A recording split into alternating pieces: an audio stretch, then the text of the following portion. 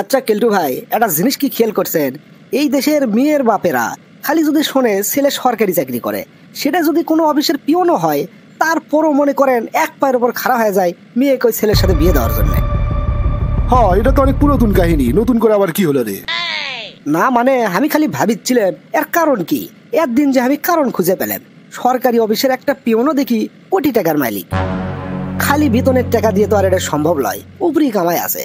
আর উপরি কামাই কি সেটা তো সগলি জানে। এই কারণেই মেয়ের বাপেরা এগুলো ছেলের সাথে মেয়ে বিয়ে দেওয়ার জন্য পাগলা হয়ে যায়। আমার মাথাত খালি এখন একটা প্রশ্ন ঘুরপাক খাচ্ছে, সরকারি অফিসের পিওনেরাই যদি এরকম কোটিপতি হয়, তাহলে ওখানে বসে গেলে নিশ্চয়ই হাজার হাজার কোটি টাকা আছে।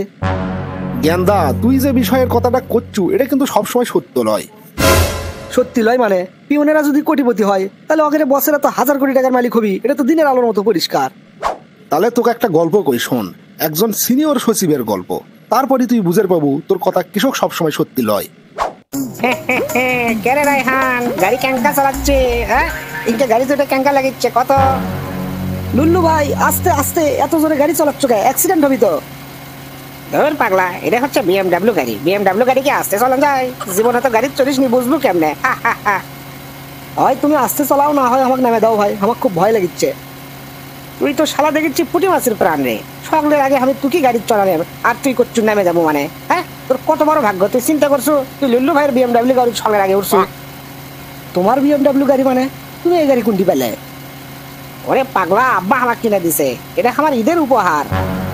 ও কি লুল্লু ভাই, ঈদ উপলক্ষে তোমার বাপ তোমাকে বিএমডাব্লিউ গাড়ি কিনে দিছে? বাপ রে বাপ, ও কি তুমি? পাগলা চন্ডি, খালি কি ওই বিএমডাব্লিউ পাগলা, আরো যে কি কি কিনে দিবি সেগুলো যদি সব শুনিস তাহলে তো তুই বেহুশ হয়ে যাবো রে। আর কি কি কিনে দিবি ভাই?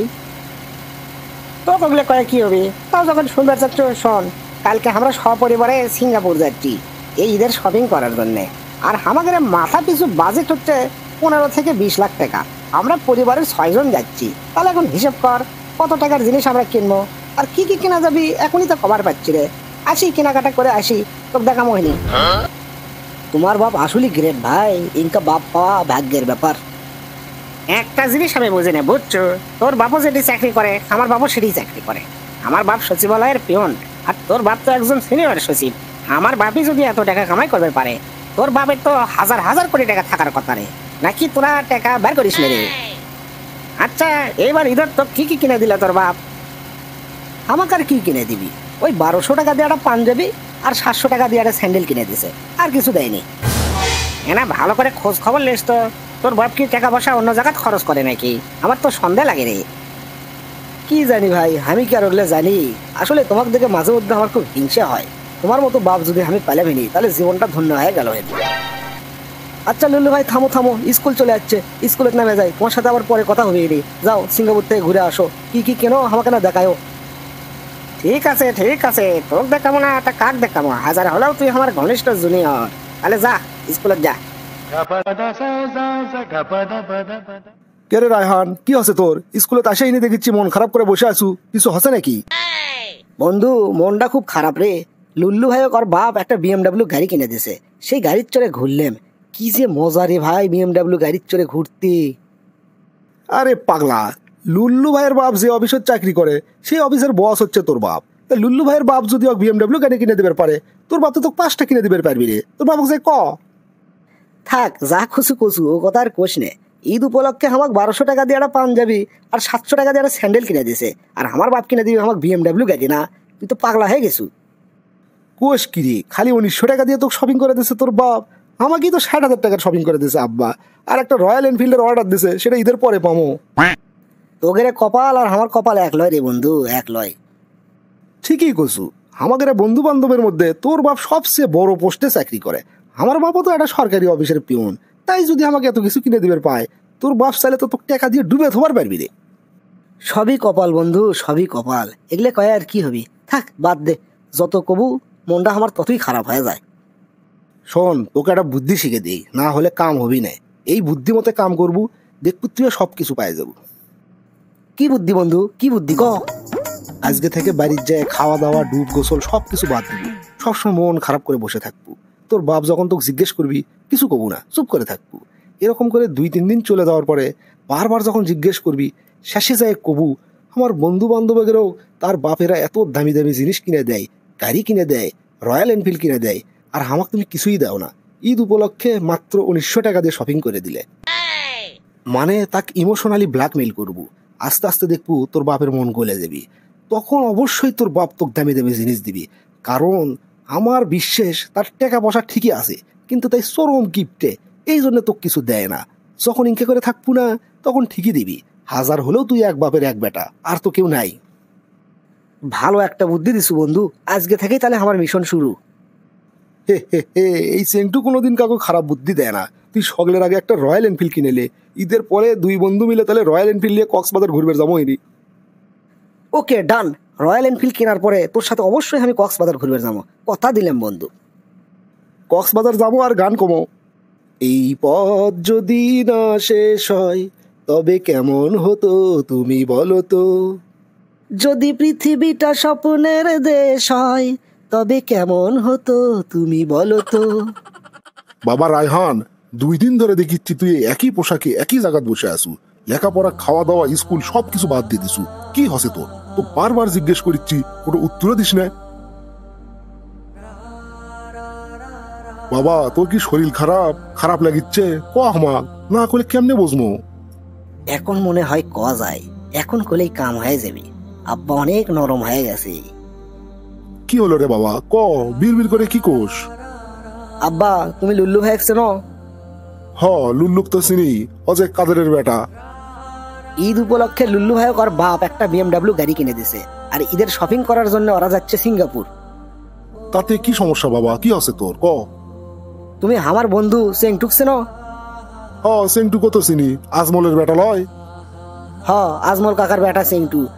ঈদ উপলক্ষে ওর বাপ 60,000 টাকার কাপড় কিনে দিছে, আর একটা রয়্যাল এনফিল্ডের অর্ডার দিছে। ঈদের পর সেটা ওই পাবি। তাতে তোর সমস্যা কি রে বাবা? তুই এগুলো কিসব আমাকে শুনেছ কত? তুমি সচিবালয়ের একজন সিনিয়র সচিব, আর লুল্লু ভাইয়ের বাপ সেই অফিসেরই একজন পিয়ন। লুল্লু ভাইয়ের বাপ লুল্লু ভাইয়ের কোটি টাকা দিয়ে BMW গাড়ি কিনে দিছে, ঈদের শপিং করার জন্য সিঙ্গাপুর নিয়ে যাচ্ছে। আর তুমি কি করছো? মাত্র 1900 টাকা দিয়ে ঈদের শপিং করে দিছো আমার। চেংটুর বাপও একটা সরকারি অফিসের পিয়ন, ওর বাপু 60,000 টাকা দিয়ে ঈদের কাপড় চোপড় কিনে দিছে, আর একটা রয়্যাল এনফিল্ডের অর্ডার দিছে। ঈদের পর সেটা পাবি। তা তুই এখন কি চাচ্ছ বাবা? সেটা কত আমাকে না? এগুলো কথা শুনেও তুমি বুঝতে পারছো না আমি কি চাচ্ছি? তোমাকে সিনিয়র সচিব বানাছে কেটা? মাথার মধ্যে এগুলো বুদ্ধিও নাই। আমাকে একটা BMW গাড়ি কিনে দেওয়া লাগবে লুল্লু ভাইয়ের লাগার, আর একটা রয়্যাল এনফিল্ড কিনে দেওয়া লাগবে, আর আমি শপিং করার জন্য সিঙ্গাপুর যাবো। তুমি ব্যবস্থা করো। কিন্তু বাবা আমার তো অত সামর্থ্য নেই। তুই যা চাচ্ছ এগুলো তো কোটি টাকার ব্যাপার, এত টাকা আমি কোনটি পাবো? আমি বেতনই পাই মাত্র 80,000 টাকা। তুই চাইলেই হবি ক। আর চোখত ছাপদে কান্দো না তো আব্বা। তোমার অফিসের পিওনেরা যদি কোটি টাকা দিয়ে একটা গিফট দিবে পারে, আর তুমি অফিসের বস হয়ে আমাকে দিবে পাবা না, এটা কোনো কথা? এই কথা কেউ বিশ্বাস করবি? বাবা শোন, তুই জাগের কথা করছু, ওরা চরম লেভেলের ঘুষখোর। ওরা বেতন পায় 30,000 টাকা, কিন্তু মাসে 30 কোটি টাকা ঘুষ খেয়ে কামাই করে। ওরা যদি 30 কোটি কামাই করবে পারে, তাহলে তো তুমি 300 কোটি কামাই করবে পারবা। তুমি করো করো না কেসব? আচ্ছা বাবা কত? এই পৃথিবীতে আমরা কয় বছর বেঁচে থাকবো সর্বোচ্চ? বর্তমানে আমাদের দেশের মানুষের গড় আয়ু 70 বছর প্লাস। এই ধরো 70 বছরই বাঁচবো, আর বেশি তো আর নয়। ঠিক তাই। তারপরে কি হবি? আমাদের পরপারে চলে যাওয়া লাগবি। আর এই পরকালের জীবনের কোনো শেষ আছে? না আব্বা, পরকালের তো শেষ নাই, অসীম। এই দুনের জীবনে আমরা যা কর্ম তার হিসেব হবি পরকালে। আর যারা ভালো কাজ করবি তারা জান্নাতে যাবি, আর যারা এই দুনিয়াতে খারাপ কাজ করবি তারা যাবি জাহান্নামে। জান্নাত হচ্ছে চির সুখের জায়গা, আর জাহান্নাম হচ্ছে চির কষ্টের জায়গা। দুনিয়াত মাত্র এই 70 বছরের সুখের জন্য কোনো সুস্থ মানুষ, কোনো বিবেক সম্পন্ন মানুষ কি পরকালে জাহান্নামের আযাব ভোগ করবে যাবি? তুই ক, নাকি জান্নাতের চিরদিন সুখের জায়গায় যাবার যাবি?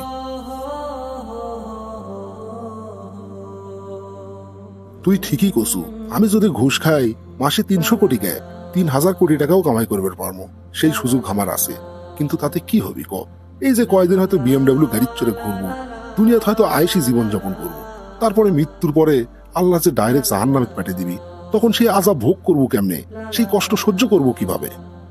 হযরত মুহাম্মদ সাল্লাল্লাহু আলাইহি সাল্লাম থেকে শুরু করে হযরত উমর রাদিয়াল্লাহু তাআলা আনহু, এমনকি যত বড় বড় সাহাবায়ে কেরাম ছিল, তারা অর্ধেক পৃথিবীর বাদশা ছিল। তারা চাইলে এই পৃথিবীর মধ্যে সবচেয়ে বেশি সুখের জীবনযাপন করবে পারত, কিন্তু তারা কি করছে? খেজুর পাতার বিছানায় ঘুমাছে। কষ্টে জীবনযাপন করছে। এখন তুই ক, আমাদের কি উচিত লয় তারিখেরও অনুসরণ করে সহজ সরল জীবনযাপন করা, হালাল টাকা দিয়ে যতটুকু সম্ভব ততটুকুই উপভোগ করা? আর তাছাড়া এই দুনিয়ার যারা হারাম টাকা দিয়ে আলিশান জীবনযাপন করে তাদের বাইরে থেকে দেখে অনেক সুখী মনে হয়, কিন্তু আসলে তারা সুখী না। ভিতরে ভিতরে তারা লোহের আগুনে পুড়তে থাকে। এই আগুন তাদের পুরে ছারখার করে দেয়। তারা জীবনেও কোনোদিন সুখ পায় না, জীবনেও কোনোদিন শান্তির দেখা পায় না। তোর নিজের কথাই চিন্তে কর, এতদিন কিন্তু তুই 1900 টাকার শপিং দিয়ে অনেক সুখে আসলু, কিন্তু যখন থেকে তোর মাথাত রয়্যাল এনফিল্ড আর বিএমডাব্লিউ গাড়ির চিনতে ঢুকছে তখন থেকে তুই লোভের আগুনে পুড়িচ্ছু। আর কোনো শান্তি পাচ্ছ না, কোনো কাজই তুই করবে পারিচ্ছ না। মনের মধ্যে ক্যাঙ্কা একটা অশান্তি বয়ে যাচ্ছে।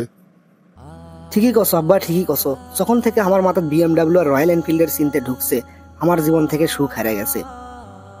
আমার ওগুলো বিএমডাব্লিউ রয়্যাল এনফিল্ড লাগবে না আব্বা, তুমি হালাল টাকা ইনকাম করো, 1900 টাকাও লাগবে না। তুমি আমাকে 900 টাকা দিয়ে শপিং করলেই তাতেই আমি খুশি।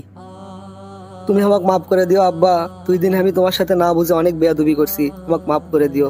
আর আমার জন্য দোয়া করো, আমি যেন সবসময় তোমার মতোই সৎ পথে থাকতে পারি। ঠিক আছে বাবা, ঠিক আছে। তুই যে এত সহজে বুঝবে পাসু তার জন্য তোকে অসংখ্য ধন্যবাদ। এখন ওঠ, উঠে গোসল টোসল করে খাওয়া দাওয়া কর। কিল্টু ভাই, এটা আপনি আমাকে কি গল্প শুনালেন? আমি তো একেবারে স্তব্ধ হয়ে গেলাম। গেন্দা শোন, মানুষ কোন পদে আছে এটা ব্যাপার না, মানুষের বিবেক কেমন, মানুষের ভিতরের শিক্ষাটা কেমন, এটাই হচ্ছে আসল। কেউ যদি প্রধানমন্ত্রী হয়, তাই যদি সৎ হয়, জীবনে কোনোদিন 1 পয়সার দুর্নীতি করবে পারবি না।